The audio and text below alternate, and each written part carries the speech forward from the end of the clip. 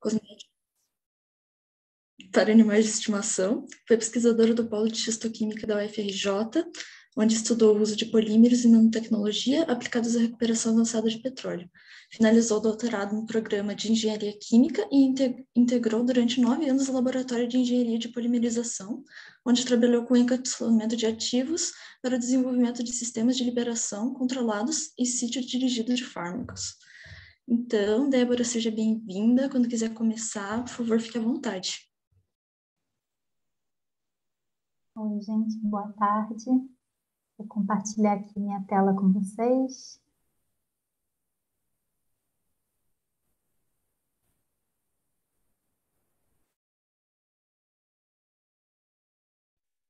Ups. Vocês já estão vendo? Tudo bem, então? Está dando para ver. Ótimo.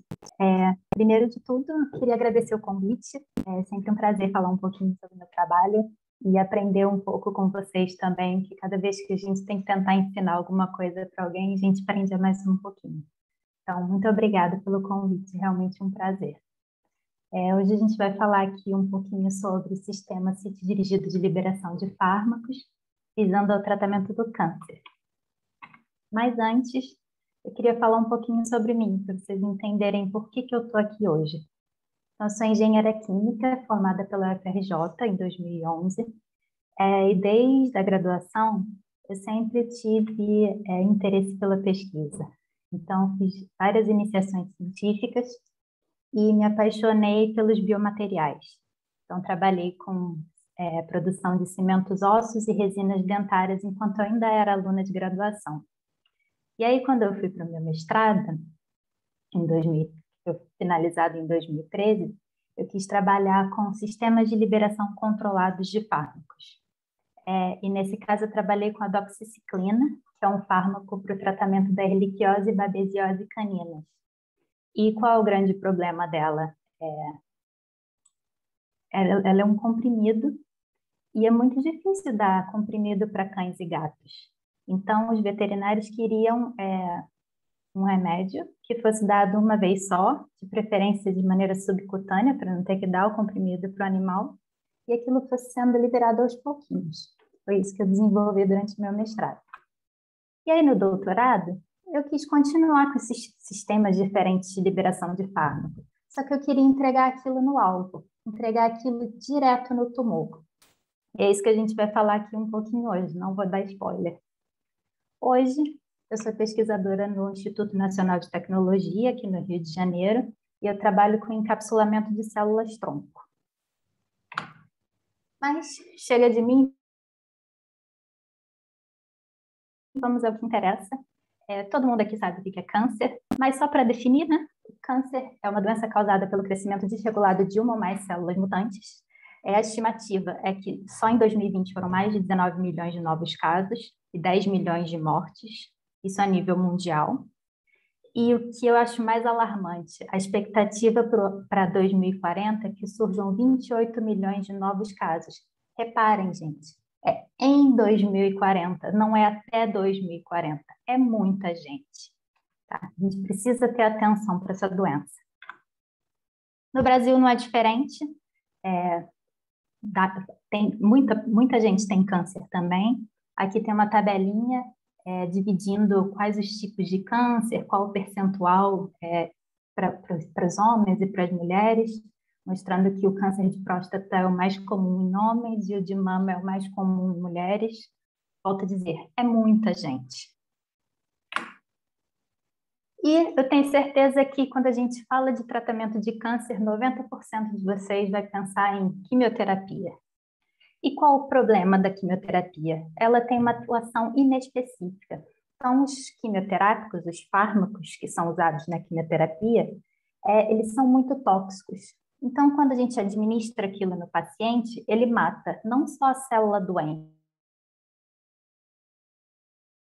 ele mata também a célula sadia. Isso faz com que os pacientes tenham muitos efeitos colaterais, que vocês conhecem bem. Perda de cabelo, náusea, vômito, todo mundo sabe que tem muitos problemas. Além disso, ele faz com que esses fármacos eles tenham doses limitadas. Chega um ponto, o paciente não pode mais tomar não pode mais ter aquele tratamento, tem que mudar, porque já atingiu o nível máximo ali que ele pode fazer uso, certo? Então, tem hoje pessoas que defendem que devem ser feitos novos quimioterápicos, que talvez resolvam esses problemas, e pessoas que defendem que devem ser usados os mesmos quimioterápicos que já existem, só que usando novos sistemas de liberação. E é isso que a gente vai ver aqui hoje. Tem alguns tipos de liberação diferentes, vou falar aqui de 2 para vocês hoje. O primeiro é a liberação controlada. Primeiro vamos ver da convencional. Quando a gente está com dor de cabeça, vai tomar um paracetamol. A gente toma o paracetamol, ele entra aqui na fase terapêutica, então ele atinge uma concentração do seu plasma sanguíneo que é terapêutica. Reparem, tem uma concentração tóxica também. Acima daqui dessa linha vermelha, ele deixa de ser fármaco e vira veneno. Então tem que atingir a zona terapêutica sem ultrapassar a tóxica, só que ele chega num pico e depois cai. Se a gente continuar com dor de cabeça e quiser tomar mais um, ele vai atingir o pico, quando estiver caindo, você vai tomar outro, ele vai subir de novo. Vai cair, você vai tomar outro, ele vai subir de novo. Isso é a via convencional. Na liberação controlada, não. A gente quer tomar uma vez, ou 2 vezes, ou 3 vezes, mas de maneira que isso suba e permaneça constante, ou quase constante, variando aqui um pouquinho, tá? Isso é a liberação controlada. E a liberação sítio-dirigida? A liberação sítio-dirigida, ela quer ir no alvo, ela quer reconhecer alguma coisa, se ligar a ela e liberar só ali naquele ponto. Então, se for o tumor, ele chega no tumor, libera o fármaco e não mata tudo que ele viu pelo caminho, que era sadio. Ele vai matar só o que estava doente. E como que a gente faz isso? Tem 2 maneiras. A primeira é a sinalização passiva, que é baseada no efeito de evidenciada permeabilidade e retenção. É só um nome difícil, mas é fácil de entender. Todas as células, elas têm vascularizações. E é isso que faz com que elas consigam ser nutridas, recebam oxigênio e tudo aquilo que elas precisam para continuar crescendo. Numa célula sadia, elas têm aqui essa conformação. Numa célula de câncer, num tumor, aquilo cresce de maneira tão rápida, tão desenfreada, que elas não têm tempo de se organizar. Então, elas ficam cheias de espaços vazios.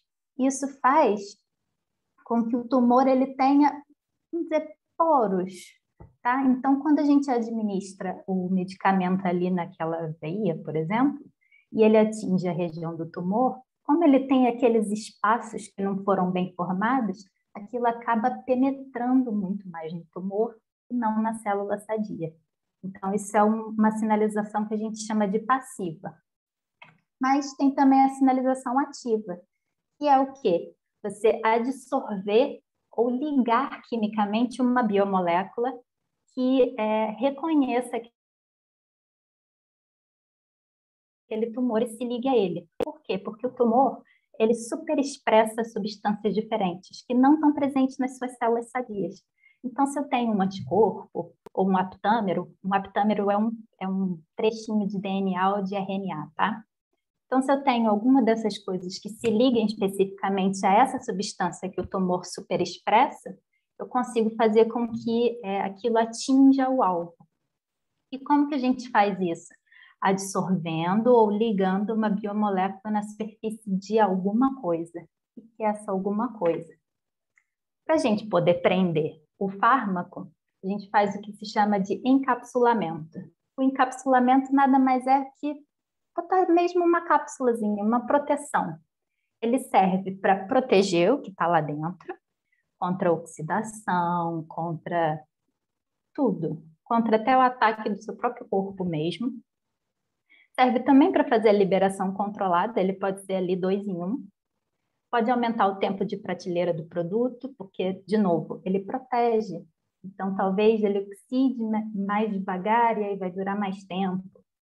E serve para a gente poder depois ter aquela, vamos dizer, aquela estrutura para poder absorver a biomolécula.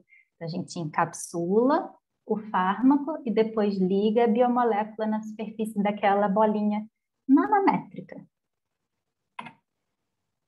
E o que a gente usa para encapsular? Por exemplo, um polímero. Os polímeros, eles são macromoléculas formadas pela junção repetitiva de moléculas menores, que a gente chama de monômeros. Então, se eu tenho aqui uma molécula de etileno, representada por essa bolinha, o polímero do etileno vai ser uma ligação de várias bolinhas de etileno, formando ali um cordão de pérolas. Colocando isso em estrutura química, o etileno tem essa estrutura aqui, 2 carbonos ligados por uma ligação dupla. A gente coloca um iniciador, que é um catalisador. Ele gera um radical livre que quebra essa ligação dupla e aí inicia uma reação em cadeia. Aquilo vai ficar enorme, gigante. E gigante com tamanhos diferentes. Ah, só uma representação diferente disso aqui, esqueci de falar. Para a gente não ficar desenhando milhões de vezes aquele monte de carbono um do lado do outro, a gente só diz que ele tem essa cara aqui e se repete N vezes. Tá? Então, isso é um polímero. O que a gente tem de polímero por aí pelo mundo? Gente, quase tudo. Quase tudo que a gente olha hoje é polímero. Garrafinha PET, saquinho plástico, roupa, quando você olha na etiqueta, está escrito lá poliéster, é polímero. Nylon é polímero, tubo de PVC, muito, óculos, tudo é polímero. Voltando então para a reação, eu falei para vocês que a bolinha encontra um iniciador que vai atacar a ligação dupla e aquilo vai crescer, tá? Então, esse iniciador, ele se decompõe em radicais livres, quando a gente coloca calor ou incide luz, e aí ele vai atacar aquela bolinha e vai continuar crescendo. Aquilo continua com radical livre, que o radical livre fica louco para reagir com qualquer coisa que ele vê pela frente. Ele encontra a dupla ligação, liga de novo. E aquilo vai crescendo. Só que, gente, eu não tenho como controlar o tamanho, tá? Então, se eu tenho, por exemplo, uma molécula de água, todos vocês vão saber qual é a massa molar da água. 2 hidrogênios mais um oxigênio, 2, 16, 18. Todo mundo sabe a massa molar da água. E a massa molar do polietileno? Depende de como ele vai crescer. Ele pode ter 100 mil gramas por mol, pode ter 200 mil gramas por mol. E repara, 100 mil é a média, porque eu vou ter cordõezinhos de pérola com 100 mil bolinhas, com 90 mil bolinhas, com 80 mil bolinhas, tudo ali misturado junto. Cada um cresce e fica de um tamanho diferente. Além disso, tenho certeza que vocês já viram embaixo de garrafinha de plástico esse símbolo aqui de reciclagem. Isso aqui diz qual é o polímero que é formado aquele material. Aqui, por exemplo, são 2 polietilenos, igualzinho aqui do cordão de pérolas. Um é polietileno de alta densidade, o outro é polietileno de baixa densidade. Qual a diferença entre eles? As ramificações. Um é linear, aqui o cordãozinho de pérolas é linear, o outro tem ramificações. Isso faz com que eles tenham densidades diferentes. Então, gente, polímero é uma coisa complexa. Eles vão ter distribuições de massas molares diferentes, cadeias de tamanhos diferentes, podem ser ramificados, reticulados, grafitizados. Alguns vão ser cristalinos, outros vão ser amorfos. E por que eu estou falando isso tudo? Para dizer para vocês que um mesmo polímero, por exemplo, o polimetacrilato de metila, que é esse que eu vou falar aqui a partir de agora no trabalho, ele possa ser usado para as mais variadas aplicações, desde fabricação de lentes de contato e dentes, mas também para liberação controlada e dirigida de fármacos. Tá? Outro conceito que eu preciso apresentar para vocês antes de continuar. O conceito de emulsão. O que é uma emulsão? De novo, definição. Uma emulsão é uma dispersão de gotas de um líquido no outro líquido com o qual é incompletamente miscida. Muito complexa. Pensa lá na sua panelinha de água com óleo. Você consegue misturar o óleo na água? Não. Você pode agitar o óleo, ele vai dispersar num monte de gotinha, você deixa ele lá de novo, ele vira uma gota única de novo. Que aquilo é a conformação de menor energia dele. Então, óleo e água não são miscíveis. Mas, se eu colocar um terceiro componente, que a gente chama de surfactante, ou surfactantes, pode ser um ou vários, depende, a gente consegue fazer com que o óleo se disperse na água ou o contrário, a água se disperse no óleo. Então, a gente forma aqui bolinhas que podem ser nanométricas, de água em óleo ou de óleo em água. E como que isso acontece? Porque o surfactante, ele é uma molécula que tem uma cabecinha polar e uma cauda apolar.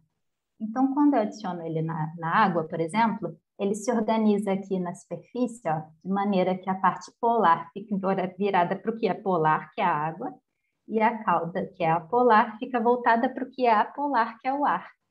Só que quando eu adiciono isso numa quantidade muito grande, ele se organiza na forma que a gente chama de micela. E aí essas micelas, elas ficam com as caudas todas viradas para o centro, porque elas têm muito mais afinidade umas com as outras, e as cabecinhas polares todas viradas para a água. E aí eu consigo fazer com que esse óleo, que eu não conseguia dispersar antes, fique aqui dentro dessa micela, porque tudo que está aqui virado para ele é apolar que nem o óleo, tá bem? E aí aqui é dentro dessas gotinhas que eu vou fazer o meu encapsulamento. É dentro dessas gotinhas que tem tamanho nanométrico que o meu polímero vai crescer, que o meu fármaco vai ficar aprisionado. E o que define, então, se eu vou ter gota de óleo, gota de água, como que vai ser? O fármaco que eu vou encapsular. Se ele for solúvel em água, eu quero que ele esteja preso nas gotas. Então, as gotas têm que ser de água. Então, eu vou dispersar a água no óleo. Se ele for solúvel em água e eu quero que ele esteja preso na gota de óleo, vou fazer de gota de óleo em água. Tem outra coisa também que define, que é a maneira que você vai administrar aquele medicamento. Se ele for via oral, a gente tem preferência por fazer óleo em água. Por quê? Porque se o óleo for a fase que está de fora, vai ficar com aquela sensação oleosa na boca que não é agradável.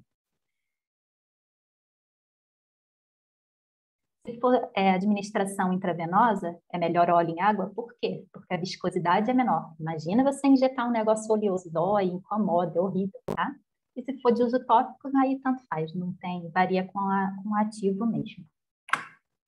Mas a gente está aqui para aprender sobre o sistema CIT dirigido de liberação de fármaco para o tratamento do câncer. Então, vamos voltar para o que interessa.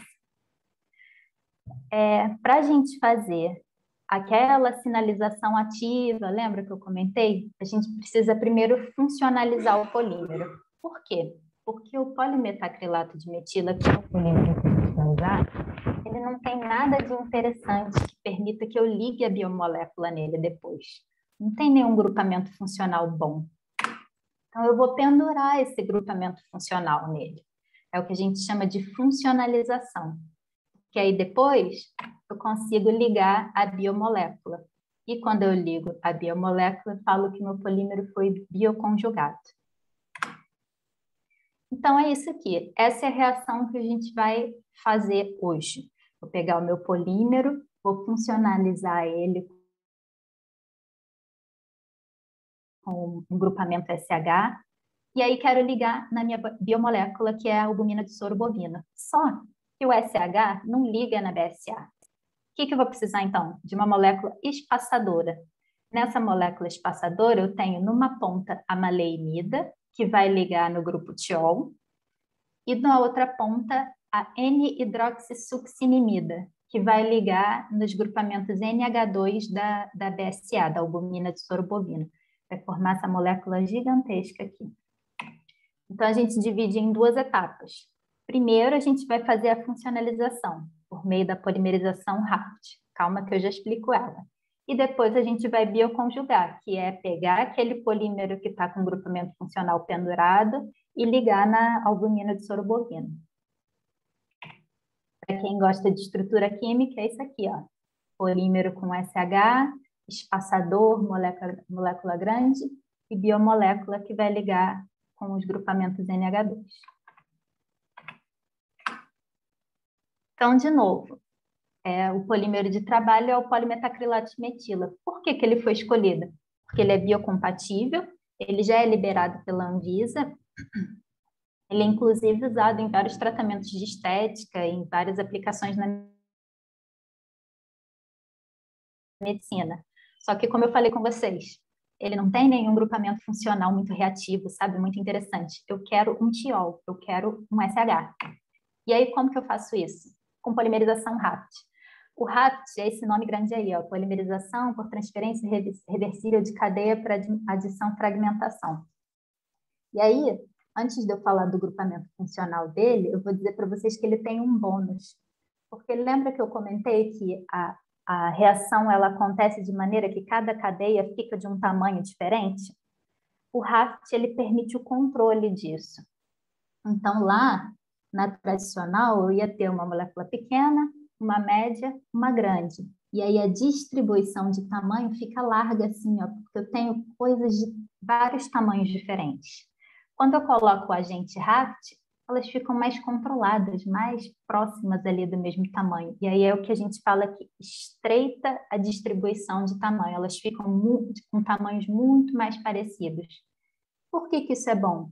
Porque para aplicação farmacêutica, médica, quanto mais homogêneo é o seu material, mais previsível ele fica, mais fácil de controlar os resultados dele depois. Mas o negócio é que eu queria o grupamento funcional. E esse aqui é o mecanismo da reação do RAPT. Meio complicado, não se assustem. Mas é a mesma coisa. Vou pegar lá o iniciador, vou quebrar ele em radical livre, ele começa a atacar a minha bolinha enlouquecidamente, reage aqui milhares de vezes. Só que o RAPT ele cria um mecanismo de ativação e de desativação da molécula. A gente brinca que são cadeias ativas e dormentes. Tá? É isso aqui que faz com que ele consiga controlar o tamanho. E aí, lá no final, ele fica com isso aqui, ó, com esse grupamento. Tá bem mais próximo do tiol, não tá? Não chegamos nele ainda, mas guarda. Ele ficou com esse grupamento funcional aí pendurado. Então, agora a gente vai fazer a nossa reação. Quero fazer as bolinhas, as partículas em escala nanométrica. E aí volta aquele conceito de emulsão que eu falei com vocês lá no início.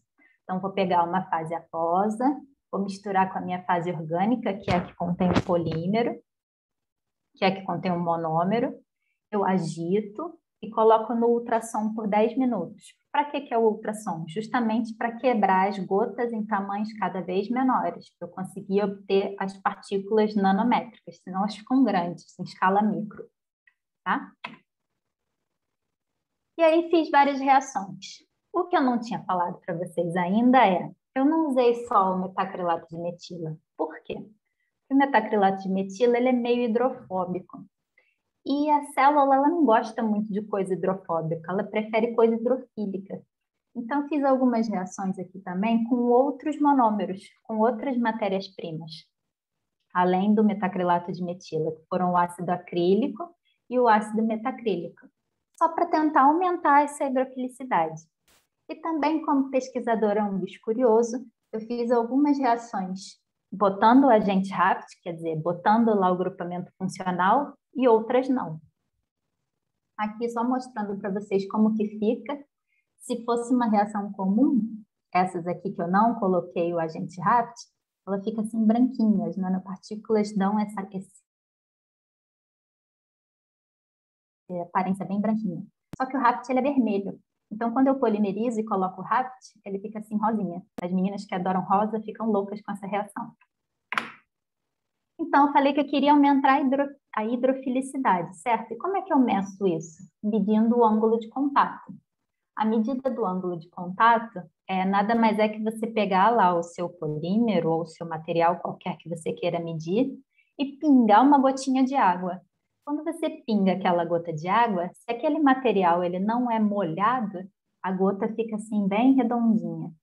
Cadê minha seta?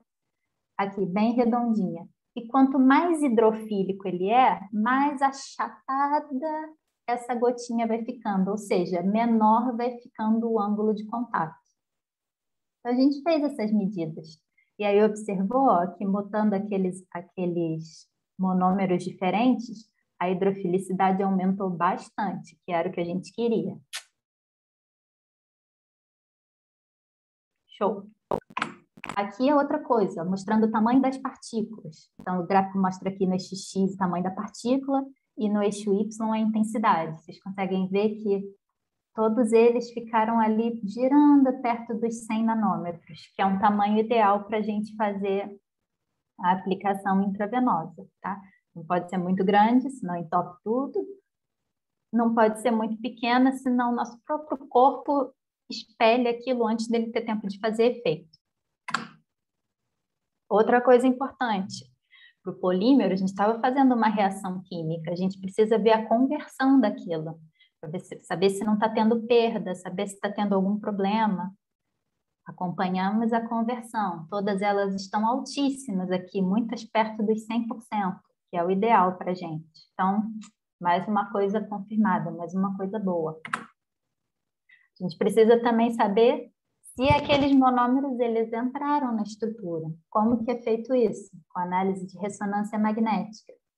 Ressonância magnética é uma análise bem complicadinha, mas basicamente a gente viu aqui ressonância de hidrogênio. Então, todas as moléculas, todas as áreas em que tiver hidrogênio, elas vão aparecer numa região diferente do espectro, de acordo com os vizinhos que ela tem. Então, esse hidrogênio aqui, ele é vizinho, sei lá, de um carbono e de um CH2. Então, ele vai aparecer em uma posição do espectro.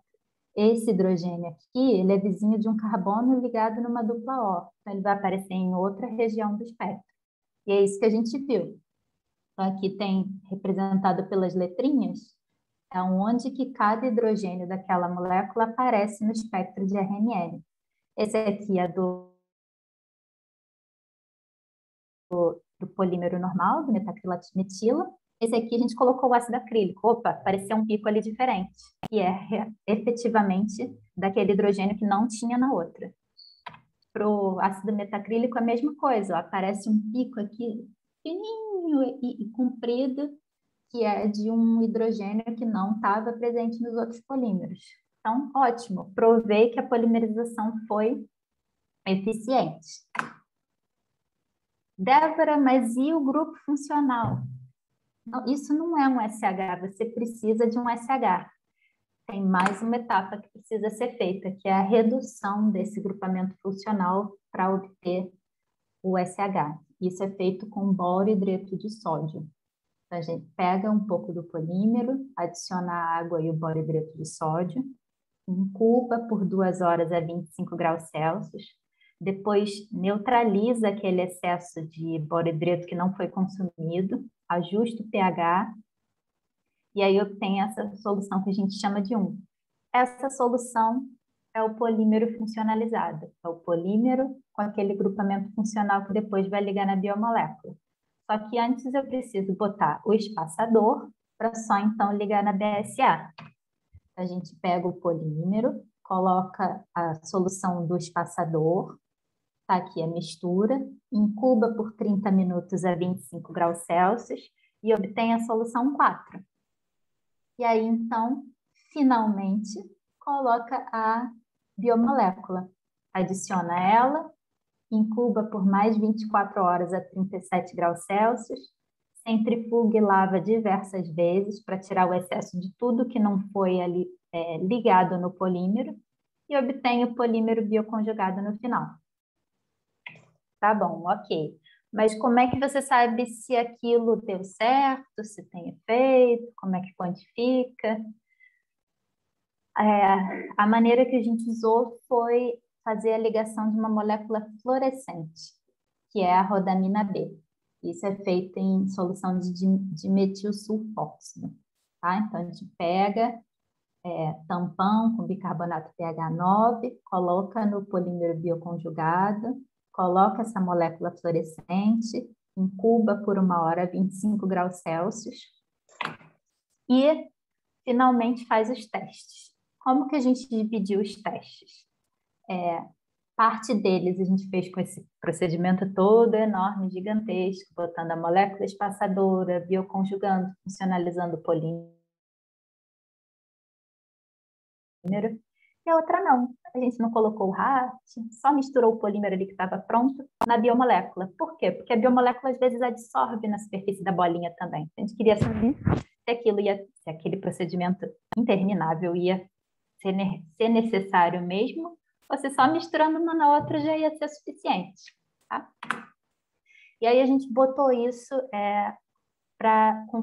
com células de macrófagos, tá? E observou o quanto que os macrófagos estavam internalizando, quanto de polímero que ia aparecer dentro do macrófago. E aqui está o resultado. As que mais entraram nos macrófagos foram as amostras C e F, que eram justamente aquelas que eu falei que eram mais hidrofílicas.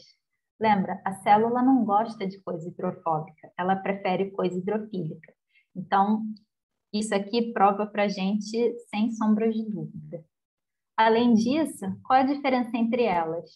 Uma foi o procedimento gigantão, botando o espaçador, fazendo toda aquela reação, que é essa aqui mais alta. E a outra não, é só misturando na biomolécula e deixando ela absorver na superfície. O efeito foi bom? Foi, bastante. Mas a da outra ainda foi melhor? Foi. Então, isso mostra para a gente aqui que, apesar do procedimento ser trabalhoso, ele foi realmente muito mais eficiente. Então, a gente tem aqui o nosso sistema sítio-dirigido. Mas e o fármaco? Não falei do fármaco até agora. Eu não falei porque eu não fiz. Não deu tempo no meu doutorado. Mas a minha colega Rayane Braido, ela fez a continuação disso e ela encapsulou o paclitaxel, que é um fármaco para câncer de mama, ovário, pulmão, cabeça, pescoço, leucemia aguda, um monte de câncer diferente. E aí ela fez aquela mesma coisa, lembra dessa figurinha? Funcionalizou o polímero e bioconjugou ele na biomolécula. Só que ela botou o paclitaxel lá dentro, fez o encapsulamento dele. Como que ela observou se isso foi encapsulado ou não? Por meio de HPLC. O HPLC, ele é uma técnica que você injeta o líquido numa coluna e esse líquido, ele tem diferentes interações. Então, se ele interage muito, ele demora mais a sair. Se ele interage pouco, ele sai mais rápido na coluna. Então, por essa velocidade que uma coisa saia, que a outra demora mais ou vai mais rápido, a gente consegue identificar os materiais. Então, ela injetou aqui o paclitaxel e ele saiu aqui, ó, um pico super intenso, em torno de 3 minutos e meio. Depois ela pegou os polímeros dela que estavam com o fármaco e injetou também. E aí saiu aqui, ó, um piquinho pequenininho do paclitaxel de novo. Nossa, mas tão pouquinho, né? Que não deu muito certo? Não, gente, é porque ela encapsula muito pouco mesmo. É 1%, 0,5%. O negócio é muito tóxico, tá? Se vocês repararem aqui, ó, quando ela faz o cálculo da eficiência de encapsulamento, tem uns que ela chega a 100%. Então, a eficiência de encapsulamento foi muito grande. Só que não basta encapsular. A gente precisa que aquele fármaco saia de lá depois. E aí isso ela não conseguiu fazer. Depois de 96 horas do teste de liberação, que no caso dela era colocar numa solução tampão em pH fisiológico, o fármaco não tinha sido liberado ainda. Isso mostra que ali o processo estava controlado por difusão, e aí ia ser necessário ou mexer no tamanho da partícula, ou colocar algum mecanismo de degradação para permitir aquela liberação. A outra opção é trocar o polímero, tá? Então, o que a gente tira de conclusão nisso? A gente conseguiu preparar um sistema com uma sensibilidade aumentada para macrófago, principalmente quando a hidrofilicidade do polímero cresceu, porque a célula gosta de coisa hidrofílica. Então, o uso da maleimida PEG-NHS, que é aquele espaçador, beneficiou os sistemas conjugados, eles foram melhores do que simplesmente misturados na biomolécula. A gente conseguiu encapsular o paclitaxel com altíssima eficiência, mas não libera. E aí, Eu tenho total consciência que eu mandei muita informação para vocês aqui hoje, mas foi proposital. Por quê? Para mostrar que esses sistemas são muito complexos. São muitas etapas, a gente precisa fazer um monte de consideração. A gente vai e volta o tempo inteiro, dá errado, tem que voltar a fazer de novo. E é normal, porque é muito difícil.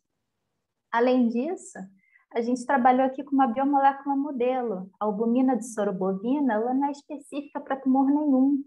A gente precisaria de um aptâmero, de um anticorpo, de alguma coisa assim. Só que isso tudo é muito caro, é muito instável. Então, precisa testar com alguma coisa baratinha primeiro, saber se dá certo, para só depois colocar aquilo que realmente vai funcionar.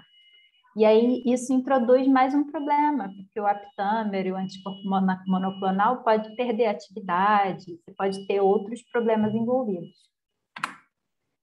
E aí, só para dar um quê de atualidade para vocês, esses sistemas, por serem muito complexos, não estão aí livremente disponíveis no mercado, mas a gente já começa a ver uns primeiros aparecendo por aí. Inclusive, teve uma matéria da Veja. Gente, a Veja não é uma referência boa para pesquisador, tá? Mas para a atualidade é legal, a gente vê que a coisa está funcionando. Quando sai na Veja é porque é bom mesmo. E aí saiu, dia 8 de outubro, super recente, dizendo que os novos medicamentos reduzem a necessidade de quimioterapia. O Instituto Dana-Farber de Câncer diz que agora a quimio é a última escolha para o câncer de pulmão. Primeiro eles botam essas terapias-alvo diferentonas, que nem essa que eu apresentei para vocês aqui hoje.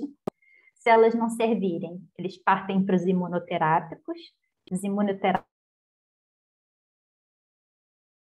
são aqueles que potencializam o poder das células de defesa contra o câncer. E só se esses dois não derem certo é que eles vão para a quimioterapia. E aí, nos Estados Unidos, eles mostraram que essa nova abordagem diminuiu aí em 1% os óbitos de câncer de mama e em 6,3% o tumor de pulmão. E aí, se vocês pensarem lá no primeiro slide, quando eu falei que em 2040 vão ser 40 milhões de pessoas, 1% é muita coisa, gente. É muita gente que deixa de morrer. E aí queria ler esse parágrafo aqui para vocês, porque acho que ele resume bem tudo o que a gente falou aqui hoje. Então, antes de iniciar o tratamento, agora é necessário identificar qual o tipo de câncer a ser enfrentado. Para isso, a principal marca a ser procurada em cada um é a sua assinatura genética. Essa informação ilumina como farol na escuridão. Por meio dela, a medicina descobre o trajeto mais curto para chegar às células doentes e o meio mais eficaz de impedir sua proliferação. Em vez de um tiro de canhão da quimioterapia, os oncologistas hoje têm à mão drogas que podem ser comparadas a mísseis teleguiados, tamanha seletividade com que atuam. Então é isso. A gente vai ter aí no futuro uma tendência a ter uma terapia cada vez mais personalizada. E personalizada para a própria pessoa mesmo, para a genética dela e para a genética do tumor, tá? E aí alguns fármacos que foram liberados aí estão fresquinhos. Esse aqui foi liberado dia 20 de setembro, é o amivantamab. Ele é para um câncer de pulmão específico, não é para qualquer um, é para um específico. E ele é um anticorpo que atua em fator de crescimento epidérmico. Então, repara, ele não é um sistema tão complexo como esse que eu mostrei para vocês hoje, de fármaco encapsulado, ligado numa biomolécula. Ele é só um anticorpo que atua aqui num fator epidérmico. Então, tem várias maneiras de você fazer essas atuações diferenciadas dos novos fármacos, né? Tem também esse aqui, trastuzumab deruxtecan. Ele é para o câncer de mama e esse é um pouquinho mais complicado. Ele é um anticorpo conjugado que é composto por um anticorpo monoclonal específico para HER2. E isso tem um potente inibidor de topoisomerase 1 como droga citotóxica. Então, ele tem droga e tem um anticorpo, tem as duas coisas ali misturadas. Esse também é fresquinho, saiu dia 4 desse mês. E tem o Doxil. O Doxil, ele foi ali o primeiro fármaco desse tipo, assim, mais diferente, liberado pela FDA em 96. ele é baseado só na sinalização passiva. Lembra que eu falei que tinha a ativa, que é aquela que vai lá e entrega, e a passiva, que é aquela baseada na permeabilidade do tumor? Esse era só na permeabilidade. Ele ainda é liberado lá pela FDA, mas eu procurei ele aqui na Anvisa e estava vendo que estavam todos cancelados. Não sei realmente o motivo pelo qual eles foram cancelados e ainda são liberados aqui nos Estados Unidos, mas é bastante interessante. Inclusive, se vocês tiverem curiosidade, entrando aqui, deixa eu voltar, nesse Consultas Anvisa, vocês podem botar qualquer princípio ativo lá e vocês vão ver quais que ainda estão ativos, quais que foram cancelados. Dá para ver a bula, dá para ver o registro, um monte de informação legal sobre sobre esses fármacos. Só para fechar, então, essas formas farmacêuticas, elas parecem ser o futuro da medicina, principalmente quando a gente fala de câncer. A tendência é que tudo seja cada vez mais personalizado, como eu já tinha falado para vocês, tudo focado em tipos cada vez mais específicos dos cânceres. E aí a gente já vê alguns medicamentos no mercado com bons resultados, graças a Deus. É isso, agradeço mais uma vez aí o convite de vocês e fico aberta para dúvidas. Muito obrigada. Muito obrigada, Débora. A palestra foi incrível, muito rica de conhecimento. As pessoas elogiaram bastante, que foi muito bem explicada. Temos algumas perguntas no chat. Vocês conseguiram chegar a fazer alguma fase do estudo clínico? Não, ainda não. Porque, como eu falei, como aquela droga, o paclitaxel, que minha colega encapsulou, a gente não conseguiu fazer a liberação, não adiantava seguir para o estudo clínico, porque realmente não ia dar certo. A gente ficou só no in vitro mesmo. E aí tem que voltar a fazer mais uma série de testes antes de conseguir avançar. Acho que já liga na próxima pergunta, que seria se o estudo de vocês terá continuidade, chegando a ser utilizado para pacientes. Eu espero sinceramente que sim. A Rayane, que foi a menina que encapsulou o paclitaxel, ela terminou o doutorado em 2020. Eu não tenho conhecimento se alguém já tá dando continuidade ao trabalho dela, mas como teve essa questão toda de Covid, pode ser que tenha aí um atraso entre alguém conseguir pegar esse trabalho novamente. Mas eu espero sinceramente que alguém faça. E neste estudo vocês possuem algum tecido-alvo? Então, a ideia, né, inicial era fazer tratamento de câncer de mama, mas a gente não chegou nesse ponto, porque, como eu falei, a biomolécula que a gente usou até aquele momento foi só a albumina de soro bovino e ela não ia ter especificidade nenhuma para nada. Então, teria que fazer novamente todo esse processo, colocando ali o aptâmero, o anticorpo monoclonal específico para o HER2 ou para qualquer coisa voltada para o câncer de mama. Mas, assim, a ideia era câncer de mama, mas, teoricamente, ele pode ser usado para qualquer um, dependendo da biomolécula que foi escolhida. E esse resultado, ele teria diferença entre homens e mulheres? Pode ser que sim. Isso eu realmente não sei dizer. Em teoria, a gente acredita que não, né? Mas quando bota lá o teste para ser feito de fato é que a gente tem como descobrir. Mas, em princípio, não. Em princípio, não. Se o câncer é o mesmo nos dois, acredito que não. Os anticorpos monoclonais em conjunto com os inibidores, como você tinha comentado naquele fármaco, eles aumentam a eficácia? Com certeza, com certeza. Porque o anticorpo, isso foge um pouquinho da minha área, tá? Estou aqui divagando agora.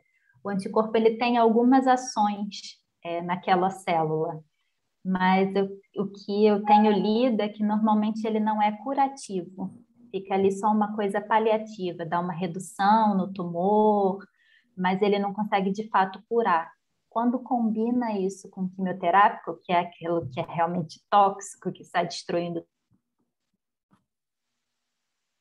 tudo, aí eles têm uma taxa de cura muito maior.